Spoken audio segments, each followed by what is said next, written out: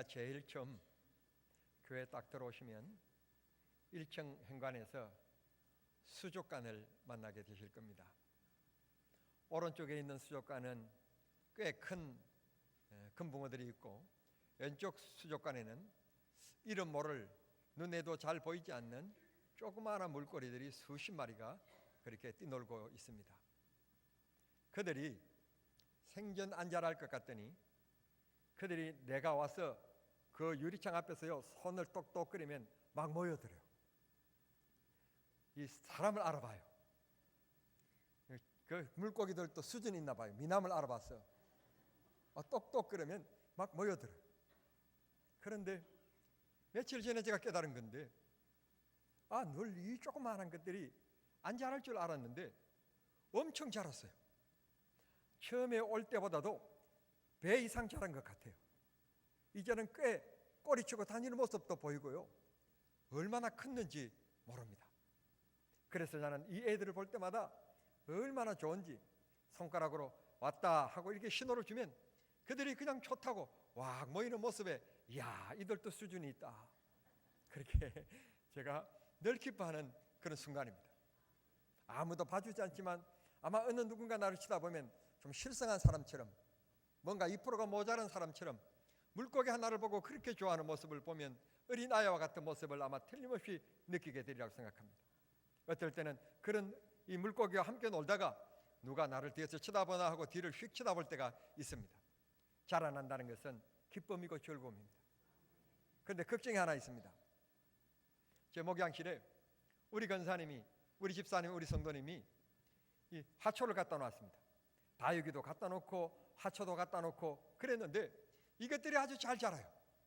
어느 때는 주인님 목이 마릅니다. 그러면 시들시들하다가 물을 주면 활짝 피어나고 얼마나 좋은 줄 몰라요. 그런데 요즘에 이 겨울이다 보니까 문을 안 열어놓고 그냥 안에만 이 난방을 하다 보니까 이게 습기가 너무 없다 보니까 이 뿌리가 자꾸 마르기 시작해서 이 난이라고 하는 녀석이 점점 나 죽어가요 하고는 그냥 축축 처져요. 뿌리가 파래야 되는데 하얗게 변해지는 거 보니까 죽어가는 것 같은 느낌이 들어요. 자꾸 파릇파릇하게 성장해야 되고 커가는 모습을 봐야만이 기쁘고 즐거울 텐데 이것들이 점점 시들어져 가는다 하는 느낌을 가지니까 영 마음이 불편해지고 얼마나 그들에게 미안한지 몰라요. 그래서 들어가나 나오나 눈이 마주칠 때마다 계속해서 물을 주입하고 물을 주는데도 불구하고 이게 잘 안 커요. 자꾸 죽어가는 것 같아요. 얼마나 마음이 안타까운지 몰라요. 성도 여러분, 여러분의 자녀들이 그냥 태어날 때부터 몸이 아파서, 몸이 약해서 고골 하는 자식들을 바라보면 부모님들이 뭘 원하시는가 하면 공부 못해도 괜찮으니까 건강하게만 자라다오, 건강하만 자라다오, 그런 생각을 하시게 되는 겁니다. 그러다가 어떤 아이들은 학교를 다니다가 그냥 가방을 팽개치고 학교에서 중퇴하고 그런 모습 보면 공부 꼴찌해도 좋으니 졸업만 해다오, 그런 마음으로 또 변하게 됩니다. 사람이 자라난다고 하는 것은 큰 기쁨이 아닐 수가 없습니다. 오늘도 여러분들이 집에 가셔서 혹시 은행 통장을 꺼내보시게 되는 일이 있을는지 모르겠습니다만 은행 통장에 잔고가 자꾸 늘어나고 들어온 것이 많아지고 이렇게 되어지면 기분이 좋아집니다. 그런데 자꾸 나가고 잔고가 줄어지면 사람이 불안해지는 것입니다. 무엇이든지 키가 크는 것은, 그리고 자라나는 것은 기쁨입니다. 제가 이 나이에 키가 클 리가 있습니까? 줄어들면 줄어들었지 키가 크지 않습니다. 눈치 없는 제 아내가 가끔 가다가 서보라는 겁니다. 그리고 병원에 가서 키 재는 것이 있으면 저 서보라는 겁니다. 전에는 분명히 1m 72 조금 넘고 72.2 이 정도 되었는데 지금 재면 어떻게 키가 줄어가지고 1m 71, 1m 70.8 이렇게 나와요. 그럴 때마다 속상해요. 아니 이상하다, 왜 키가 이렇게 줄어들었지? 그랬는데 곰곰이 생각해보니까 척추와 척추 사이의 끝들이 늘어나지는 않고 점점 줄어드니까 내 자신도 모르게 키가 줄어들었나 봐요. 그런데 이 나이에 내가 키 커서 모델을 할 겁니까? 이 커서 내가 뭘 할 거라고 그 키 적은 것 때문에, 키가 좀 줄어든 것 때문에 마음이 우울해져요.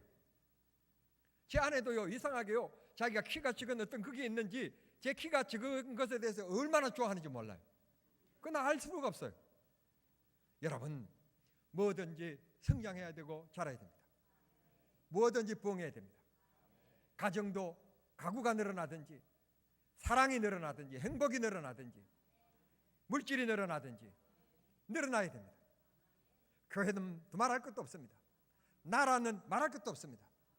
나라의 살림도, 나라의 경제력도 크지 않게 가야 되고, 교회도 날마다 부흥하고 성장해 가야 되며, 교회를 구성하고 있는 내 자신의 믿음이 성숙해 가고 내 믿음이 성장해 가야 하는 것입니다.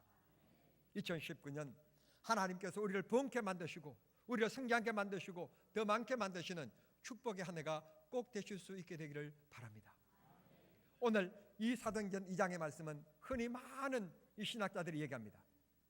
이 땅에 수많은 교회들이 있는데 이 교회들 가운데서 가장 이상적인 교회, 가장 표준적인 교회, 가장 규준적인 교회, 즉 캐논이 되는 교회가 어느 것이냐? 이 바로 사도행전 2장이 놓는 초대교회라고 얘기를 하고 있는 것입니다. 이 교회에 어떻게 해서 이 초대교회가 이렇게 부흥하고 성장하고 발전하게 되었는가? 부흥하게 되었는가? 오늘 이 시간 함께 말씀을 나눌 때 성령께서 우리들에게 은혜를 주시되, 나도 2019년 하나님의 역사를 이루며 쓰임받고 하나님께서 나를 통하여 일하시는 내가 하나님 앞에 쓰임받는 주역의 한 해가 되게 해 주시옵소서. 여러분, 우리 모두 기도하는 귀한 시간이 될 수 있기를 바랍니다. 성도 여러분, 축구는 11명이 합니다. 배구는 6명이 합니다. 야구는 9명이 하고요. 그런데요, 이상스럽게 경기가 끝나고 나면 똑같이 11명이 뛰었는데, 꼭 똑같이 6명이 뛰었는데, 유독 신문에 대문짝같이 이 얼굴이 나오면서 아주 극찬하는 그런 선수가 있습니다. 누군가 하면 골을 넣은 선수입니다. 득점을 많이 한 배구 선수입니다. 똑같이 뛰었는데, 아니 이렇게 불평등한 법이 어디 있습니까? 우리 모두 똑같은 목사고 똑같은 장로고 똑같은 집사고 똑같은 성도지만 하나님께서 빛나게 여기시는 사람이 있는가 하면, 하나님이 빛나게 여기시지 않는 사람이라고 하면 기분이 좀 언짢겠는데, 그런 사람이 있을 수 있습니다. 우리 모두 조연보다는 주연이 훨씬 낫습니다. 사원보다는 사장이 훨씬 낫습니다. 장관보다야 대통령이 훨씬 낫습니다. 여러분, 하나님 앞에 들림받고 쓰임받고 붙잡힘을 받는 믿음의 사람들이 꼭 될 수 있기를 바랍니다. 그러면 이 초대교회가 어떻게 부흥했는가? 첫째, 두말할 것도 없이 주의 종들의 헌신이 있었습니다. 주의 종들의 눈물과 헌신만큼 교회는 성장하게 되어 있습니다. 목사가 성도들을 위하여 얼마만큼 헌신하느냐, 얼마만큼 봉사하느냐, 얼마만큼 섬기느냐에 따라서 교회는 반드시 그 비례해서 성장하게끔 되어 있습니다. 골프 치러 다니고 놀러 다니고 여행 다니고 그러면 교회가 성장할 리가 없습니다. 하나님 앞에 눈물 쏟고 전도하고 신방하고 전화하고 여러분 말씀 준비하고 그렇게 하면 성령이 역사해 주시는 겁니다. 성령의 은혜 주십니다. 여러분들이 이 교회 지도자라고 생각합니까? 리더라고 생각합니까? 장로가 되셨습니까? 근사가 되셨습니까? 그렇습니다. 여러분들은 이 교회의 주의관이요 우두머리입니다. 민수기 1장의 말씀입니다. 여러분들은 이 교회의 어른들이십니다. 여러분들은 이 교회의 주의관들입니다. 우두머리들입니다. 우리들이 헌신하면 하나님께서 우리를 통하여 주의 거룩한 을을 이루어 가실 줄 믿습니다. 하나님의 교회는 하나님의 것이기 때문에 하나님이 일하셔야 됩니다. 그리고 분명한 것은 교회는 하나님의 것이기 때문에 교회는 부흥해 가야 됩니다. 성장해 가야 됩니다. 성장하지 않으면 안 됩니다. 하초가 하나 자라는 것, 앙 속에 있는 조그마한 그 물고기 하나가 자라는 것도 얼마나 기쁘고 좋은 일인데, 하물며 하나님 앞에 보실 때 우리의 믿음이 자라가는 것, 우리의 믿음이 성숙해 가는 것, 고난을 이겨나가는 것, 그런 믿음을 가진 귀한 성도로 자라나는 것, 하나님이 얼마나 기뻐하시겠습니까? 우리 모두 주님 앞에 헌신하는데 부족함이 없는 저와 여러분이 되어야 될 줄 믿습니다. 이때는 예수님께서 십자가에 못 박혀 죽으셨지요. 그리고 부활승천하시고 나서 예수님이 없는 그 공허한 상태, 얼마나 유대인들의 핍박이 많았고 얼마나 심했는지 모릅니다. 그럼에도 불구하고 주의 종들은 자기 자신을 생각하지 않습니다. 자기 자신을 보신하지 않습니다. 죽으면 죽으리라 나가서 복음을 전하게 됩니다. 예수가 구주라고, 그분이 우리를 위하여 십자가에 못 박혀 죽으셨고, 너희들이 죽인 그 예수님 다시 부활하셔서 살아나셨고, 그분은 다시 오실 것이라고, 그렇게 담대하게 33절 이하에 그렇게 설교를 하게 됩니다. 그 설교를 들은 사람들이 돌을 쳐서 베드로를 향하여 집어던지고, 강목을 들고 집어던지고 그럴 줄 알았는데 이게 웬일입니까? 가서 외치니까 외치는 것은 내 몫인데 역사는 누가 하시는가 하면 하나님이 하셨습니다. 듣는 이들 마음속에 찔림을 주셨습니다. 그래서 듣는 사람들이 말하기를, 그러면 우리가 어찌할꼬, 어떻게 해야만 된단 말인가 하고 베드로에게 되묻는 장면이 37절에 나옵니다. 그때 베드로가 38절에 답합니다. 회개하고 예수 믿고 제사함을 받고 성령을 선물로 받아라. 회개하고 예수 믿으라. 예수 믿으면 너희들이 알지 못한 삶 속에 놀라운 능력을, 부음을 받게 될 것이다. 성령을 받아라. 너 생각대는 안 된다, 힘들다, 어렵다, 무섭다, 그렇게 두렵다, 걱정, 근심거리 밀려오지만 성령 받으면 담대해지게 될 것이다. 그렇게 성령을 선물로 받으라고 말씀해 주심으로 초대교회가 크게 부흥하는 계기가 되었다고 우리들에게 말씀해 주시는 것입니다. 성도 여러분, 우리 모두 하나님 앞에 주역이 되어야 됩니다. 있으나마나는 구경꾼이 되면 절대로 안 되는 것입니다. 우리가 하나님 앞에 쓰임받으면 하나님이 우리의 삶을 풍성케 해주십니다. 하나님이 우리의 삶을 책임져 주십니다. 여러분, 사람이요 살아가면서 설 자리와 앉을 자리, 맡을 것과 맡으면 안 되는 것을 구별할 줄 아는 것은 인생의 삶을 살아가는 큰 지혜라고 저는 생각합니다. 만나자고 해서 아무나 만나고, 마시자고 해서 아무거나 마시고, 즐기자고 해서 아무거나 즐기면 인생 망가지는 겁니다. 그 순간에는 재밌고 인생이 무너지는 줄 모릅니다. 그러나 인격이 무너지기 시작하면 인생이 무너지는 것은 하루아침에 무너지는 겁니다. 정신 차려야만 합니다. 내 포지션이 어딘가, 내가 써야 될 자리가 어딘가, 내가 어디까지 무슨 일을 해야 되는지, 그 역할을 잘 깨닫고 그 역할을 잘 감당하는 사람이 필요한 사람입니다. 자기가 해야 될 몫을 아는 사람, 자기 포지션을 아는 사람, 자기 역할을 아는 사람, 그런 사람을 나라도 원하고 있고 사회도 원하고 있고 오늘 교회가 원하고 있는 것입니다. 오늘 우리 사회가 왜 이렇게 어지럽습니까? 정치계가 왜 이렇게 어지럽습니까?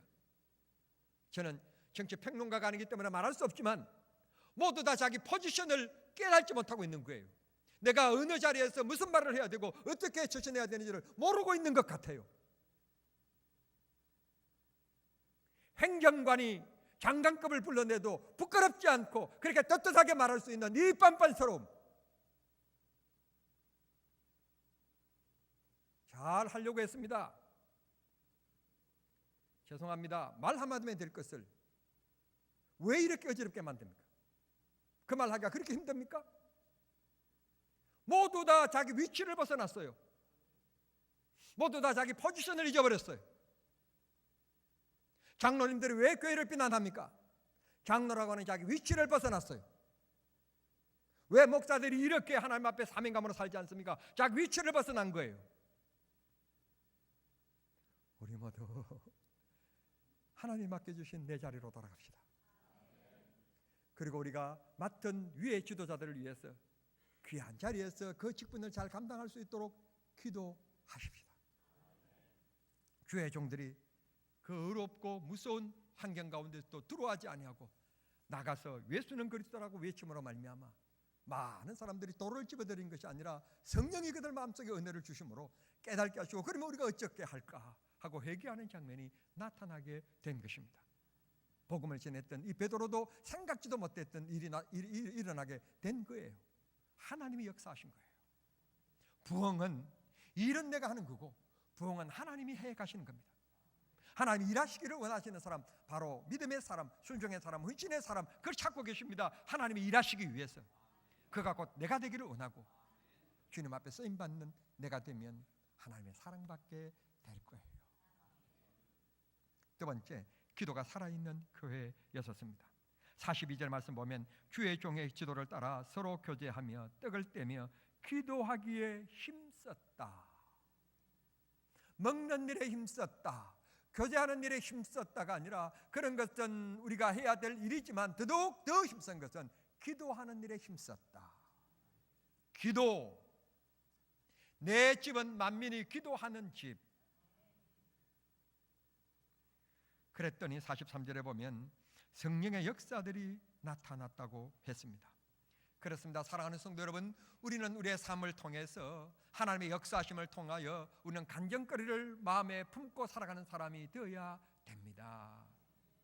연세 많은 어른들을 만나면 할 얘기가 엄청 많아요. 왜 그런가 하면 살아오면서 굴곡된 일도 많고, 인생의 늪에 빠진 일도 많고, 고난스러운 일들도 많았고, 또 어떨 때는 시어머니에게 시집살이한 얘기도 많고, 이런 일들이 많으니까 하신 말씀들이 얼마나 많은지 몰라요. 밤을 새워도 그냥 끝이 없어요. 경험한 것이 많으니까. 성도 여러분, 하나님은 살아계신다는데, 하나님 우리를 사랑하신다는데 왜 믿음의 간증거리가 없을까요? 왜 하나님의 역사가 없어서 하나님 앞에 하나님에 대해서 할 얘기가 없을까요? 이건 여러분 심각한 문제가 아닐까요? 교회를 다니 내가 20년 돼서 장로가 되었고 권사가 되었는데 내가 하나님에 대해서 할 얘기가 없어요. 하나님의 귀한 능력을 체험하지 못했기 때문에, 성령을 입지 못했기 때문에 내가 예수님에 대해서, 하나님에 대해서 할 얘기가 없다. 이건 정말 심각한 문제가 아니겠습니까? 내가 목사로 40년 살아오면서, 정남정환께서 33년 동안 목회하면서 내가 할 얘기가 없다. 이거 정말 부끄러운 얘기 아닙니까? 정말 심각한 얘기 아닙니까? 인생을 살아봐도 할 얘기가 많은데, 살아계신 하나님이라는데, 살아계신 하나님이 왜 내 삶 속에 역사하시는 것이 없어서 할 얘기가 없다. 이건 정말 심각한 문제 아니겠습니까? 문제는 뭘까요? 얼마만큼 성령 받게 하여 기도했나요? 얼마만큼 하나님의 은혜를 삼으면서 기도해 보았나요? 오늘 집을 나서기 전에 기도하셨나요? 여러분, 문제 앞에 기도해 보신 적이 있습니까? 분노감이 가득 찰 때 기도해 보신 적이 있습니까? 왠지 저 사람이 내 마음속에서 멀어진다 생각할 때 기도해 보신 적이 있으십니까? 여러분, 기도하십시다. 기도하십시다. 기도하면 주님이 능력 주시고 이길 힘 주시고 지혜 주시는 거예요. 기도만큼 소중한 일 없어요. 기도입니다. 기도가 살면 믿음이 삽니다. 기도가 살면 나라가 삽니다. 기도가 살면 교회가 부흥하게 되어 있습니다. 교회는 하나님의 집이기 때문에 기도가 식어지면 하나님의 역사가 사라지게 되고, 이런 일은 정말 우리가 상상조차도 할 수 없는 일이 되게 됩니다. 사랑하는 성도 여러분, 다시 한 번 더 여러분 기억하십시오. 기도는 능력입니다.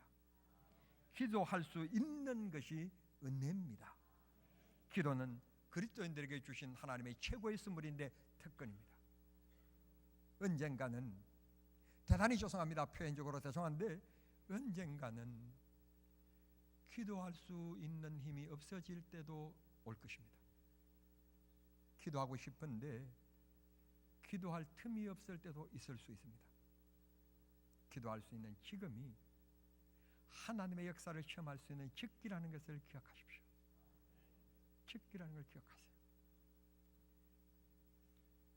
며칠 전에 미세먼지가 너무 심하니까 중국에서 한국으로 밀려드는 이 미세먼지를 서해상에 떨어뜨리기 위해서 인공 강우, 인공적으로 비가 오게끔, 서해 안에 비가 오게끔 그런 시도를 했다고 합니다.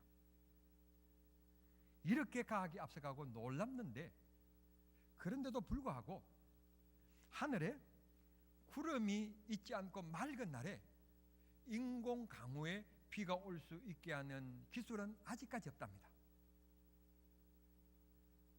구름이 좀 받쳐줘야 그걸 뿌림으로 해서 그 비가, 그 구름이 비를 뿌릴 수 있는, 비로 구름으로 만들 수 있다는 것입니다.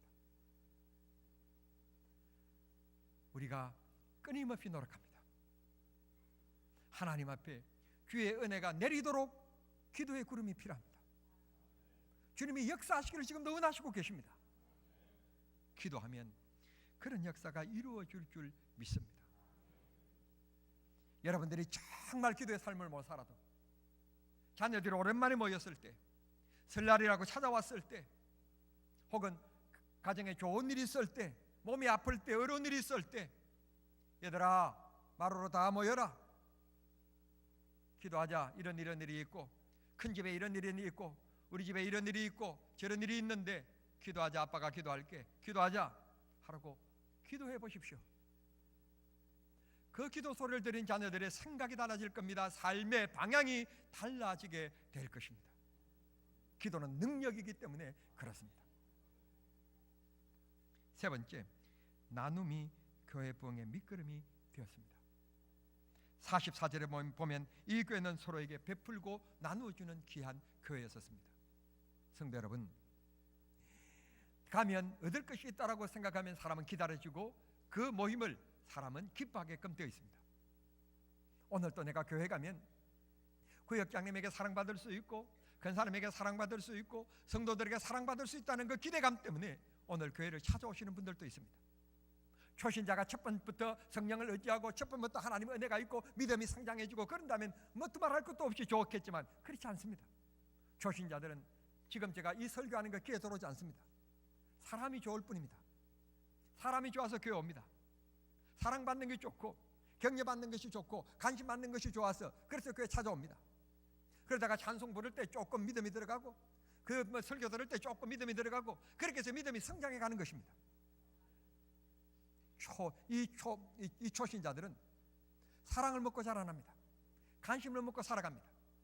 그래서 초대교회에 자기 것을 팔아서 필요한 사람에게 나누어주는 그 나눔을 주는데 그 받는 것이 좋아서 사람들이 모여들기 시작해서 교회가 부흥됐다는 것입니다. 우리도 나누어줄 것이 많습니다. 연탄도 나눠줄 수 있고 쌀도 나눠줄 수 있고 물질도 나눠줄 수 있습니다만 사실은 그것보다도 사람을 더 기쁘게 만드는 것은 자기를 인정해 줄 때입니다. 자기를 인정해 줄 때입니다. 자기 얘기를 들어줄 때입니다. 격려해 줄 때입니다.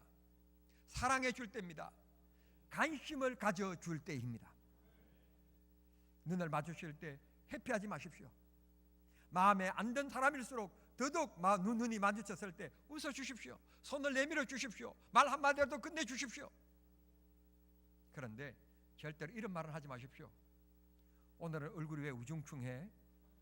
그런 말을 하지 마십시오. 우중충할수록 여러분 얘기하십시오. 오늘은 너무 화사하게 보인다고. 오늘은 참 멋지다고.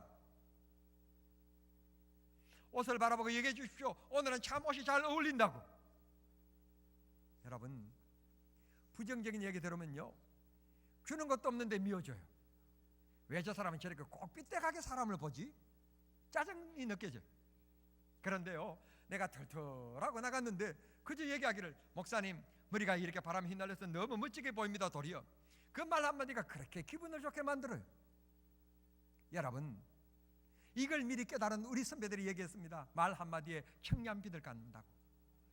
말 한마디, 고운 말은 마음의 양약이 되나니. 여러분, 마음 심령 속에 기쁨을 베풀어주는 고운 말을 쓰는 여러분들이 되기를 바랍니다. 오늘부터 나눔의 삶, 받는 삶이 아니라 베푸는 삶, 그 삶이 성숙한 믿음의 모습인 것입니다. 우리 모두 그런 마음으로 이 교회에 부흥에 쓰임받는 주역이 꼭 될 수 있게 되기를 바랍니다. 45절 46절에 보면 각각 필요를 따라서 나누어 주었고 누군가가 헌신한 사람이 있기 때문에 나누어 주게 되었다는 것입니다. 이 받는 것이 초대교회 배고프고 힘들고 어려운 사람들에게 얼마나 용기가 되었는지, 교회 가면 얻을 수 있고 받을 수 있고 위로받을 수 있고 먹을 것을 얻을 수 있고 이런 기대감 때문에 모여든 사람들 때문에 교회가 부흥했다는 것입니다. 우리가 교회를 부흥시키십시다. 나눔의 사람이 되십시다. 그래서 하나님을 기쁘시게 만들고 이 한 해는 많은 사람들도 기쁘게 만들고 하나님을 기쁘시게 만드는 부흥의 주역이 되는 축복의 성도님들이 될 수 있기를 바랍니다. 마지막 네 번째, 초대교회는 연속하여서 부흥하는 은혜가 있었습니다. 41절을 보면 베드로가 나가서 설교를 하는데 얼마나 많은 사람들이 회개했는가 하면 3,000명 그랬습니다. 여러분들은 별로인데요, 난 여기 41절을 읽어나가면서 그냥 하나님께서 깜짝 놀랐도록 저는 41절면서 3,000명이 회개했다는 말씀에 아멘 그랬어요. 아멘. 3,000명이 적은 숫자인 줄 압니까? 경남 면민에요 3분의 1, 약 4분의 1, 3분의 1 정도 되는 숫자입니다. 얼마나 많은 숫자인지 모릅니다. 3,000명이면 엄청난 영혼을 구원시킨 겁니다. 대형교회 그 말이 아니라 엄청난 영혼을 구원시킨, 하나님 앞에 돌아온 하나님의 춤을 추는 기쁜 일이다, 그런 말입니다. 3,000명이 주님 앞에 돌아온 것만 해도 놀라운 일인데, 그것으로 끝난 게 아니라 47절 말씀 보니까 날마다 믿는 자가 더해졌다. 여러분의 통장의 잔고가 이렇게 쌓여지는 것을 원하는 것처럼 하나님께서 날마다 예수 믿는 사람들이 더해지는 것을 하나님이 원하신다는 것입니다. 나만 예수 믿고 천국 가는 걸 하나님이 원하시는 것이 아니라, 오늘 또 기독교인이 20%라고 얘기할 때 80%는 지옥으로 가고 있다는 뜻입니다. 80%가 예수 믿지 않는다는 것에 끝나는 게 아니라 80%는 지옥으로 가고 있다는 뜻입니다. 그들에게 천국을 알려줄 사람은 누군가 하면 20%입니다. 20% 이 사람들이 천국을 알려주지 않으면 이 80%는 하나님을 알 길이 없는 사람들입니다. 이들에게 복음을 전해야 됩니다. 그때 이 초대교회는 점점 날마다 믿는 자가 더해져 갔다. 하나님의 역사가 한 번으로 끝나는 것이 아니라 하나님의 역사가 계속해서 믿는 성도들 마음속에 계속해서 역사하였다, 그 말입니다. 사랑하는 성도 여러분, 여러분의 삶 속에, 여러분의 가정 속에 하나님의 은혜와 축복이 한 번 부어주시고 끝나는 것이 아니라 날마다 더해지는 은혜, 일마다 더해지는 은혜, 때마다 더해지는 은혜 있으시기를 우리 주님 이름으로 축원합니다.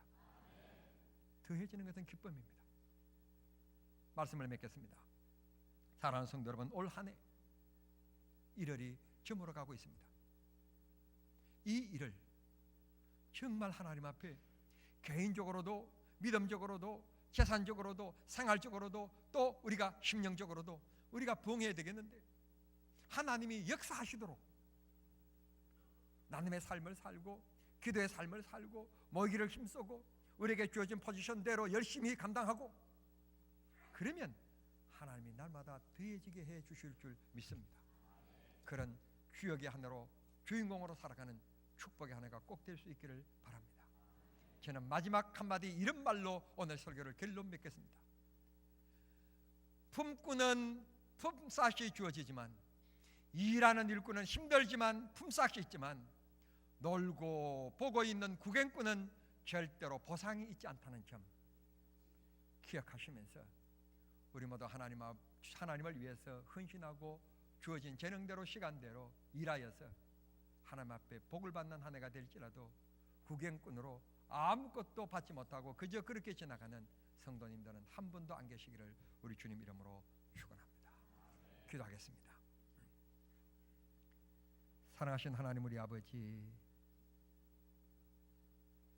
부흥의 주역이 되는 한 해가 되기를 원합니다.